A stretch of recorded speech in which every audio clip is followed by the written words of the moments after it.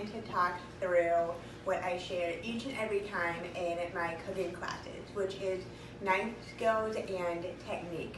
So I know you may be thinking, I already know how to hold a knife and I cook a lot in the kitchen, so how much is this really gonna help me? Well, I can say that when I started cutting more in culinary school and was taught a different way of holding my knife, it was a game changer in the kitchen.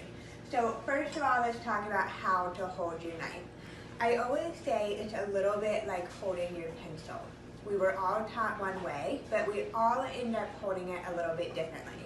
That's how it's going to be with our knives as well. However, the way that I was taught in culinary school is to get a good firm grip. That way you're using the entire momentum of your forearm versus relying on the strength of your wrist by holding the handle way back here.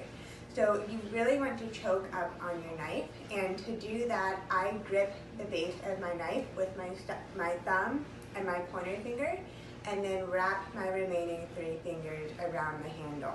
So I'm actually holding part of the blade. I see a lot of people who will put their finger on top of the knife thinking that gives you more stability, and it doesn't. It throws off the weight of your knife, so I don't suggest doing that. Okay, so now that we know the proper way to hold the knife, let's talk through 3 main knife cuts that you need to know that you'll find you use over and over again in the kitchen. So the first one I'm going to show you is for larger objects like a potato or a beet, anytime you really want to create cubes. So I'm just going to chop off both ends.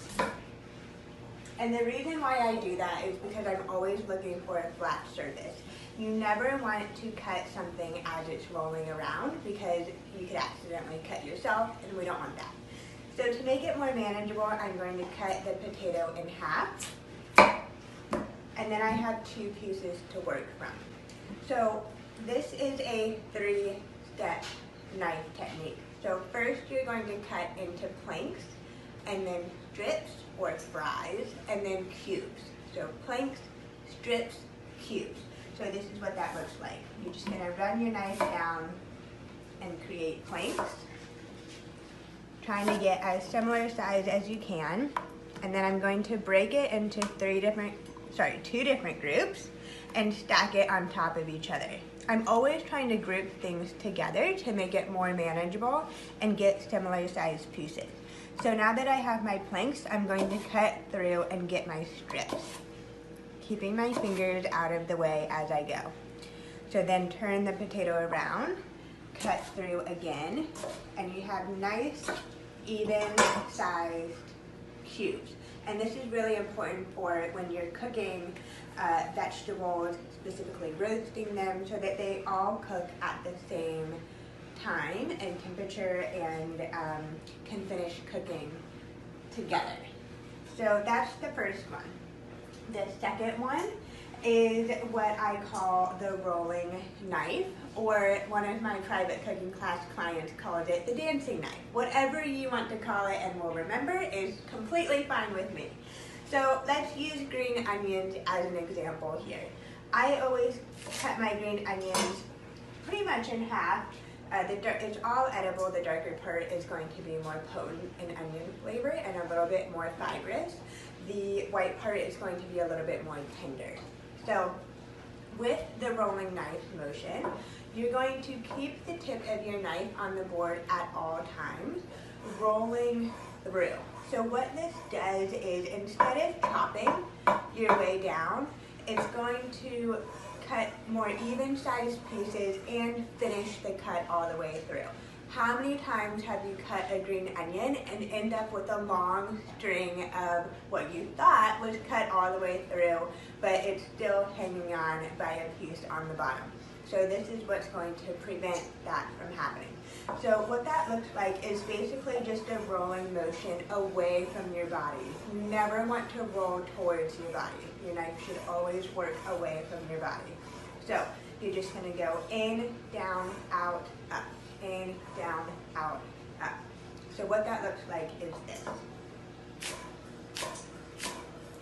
So you can see I'm slowly moving my knife over each and every time I cut through. And then when I need to, I can move it out of the way and adjust where my onions are. So that technique you would use for green onions, herbs, and things that are going to be longer and skinnier, maybe even asparagus, that you want nice, thin pieces of. So the last knife technique, I don't really have a name for, but it is the technique that you're going to use most often when cutting herbs. So I have seen people in my classes who pick off leaf by leaf. We don't have time for that. So the way that I chop my herbs is to find the bushiest part of the herb and lop that off. So this is a pretty bushy bunch all around. So I'm just going to pick a spot here somewhere in the middle. So you want to get as many leaves as you can while avoiding the really thick stems. So then to get the remaining leaves off of my parsley, I'm just going to hold it at a 45-degree angle and shave my way down. If you get some stems in there, it's not a big deal. Everything is edible, but they are going to be a little bit more tough to really mince or chop finely. So you just want to avoid them where you can. So this is a really, really big bunch, so I'm actually going to divide it in half. Okay, so for my parsley, cilantro, whatever it is you're chopping, again, you're going to keep the tip of your knife on your board. Your other hand goes on top of your knife to help control the knife as you move through. And you're just going to chop your way from side to side. This is actually a piece of furniture, which is why you hear that clanging noise. So then you just use your knife in your hand to move everything together and then chop through again until you get the size that you want.